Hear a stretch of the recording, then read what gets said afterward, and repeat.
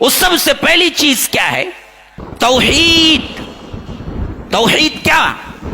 فرمایا کہ توحید کا معنی ہے افراد اللہ بالعبادہ، اللہ تبارک و تعالی کی عبادت میں ایک ماننا، صرف اس کی عبادت کرنا، کسی اور کی عبادت نہیں۔ یہ ہے اصل توحید۔ اللہ کو ماننا توحید نہیں ہے۔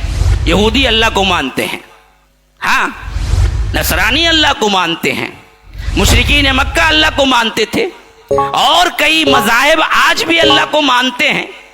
اللہ کو ماننے کا سوال نہیں ہے، اللہ ایک کی عبادت کرنے کا سوال ہے۔ دونوں بہت بڑا کیا ہے، ڈیفرنٹ ہے، دونوں میں بہت بڑا فرق ہے۔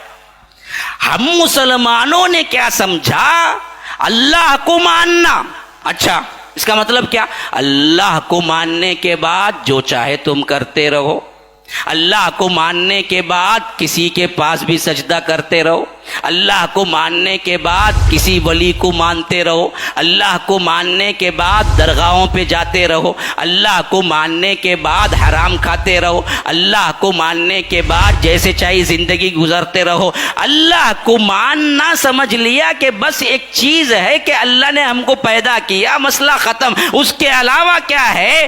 جس کے ساتھ چاہے جہاں چاہے سجدہ کرو، رکوع کرو، قیام کرو، فلاں کرو، جتنی عبادت کی چیزیں سب کرو۔ نہیں، اصل ماننا کیا ہے جی؟ اللہ کو ماننے کا مطلب ہے اللہ ایک کی عبادت کرو، اللہ ایک کی عبادت کے علاوہ دوسرے تمام معبودان باطل کا انکار کرو۔ یہ توحید ہے۔ اللہ کو مان لیا اتنا کافی ہے؟ نہیں، اگر اللہ کو مان لیا کا لفظ اگر لے جائیں گی تو الا اللہ ہوگا صرف۔ اللہ نے کہا کہ نہیں، کلمہ کیسے ہے؟ لا الہ کہو پہلے، تو کہنا کیا چاہیے؟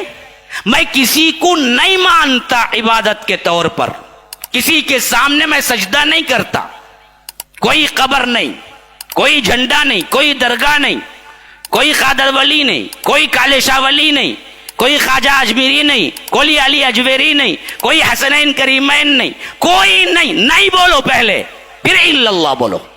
ہاں، انکار سب سے پہلے، اس بات بعد میں۔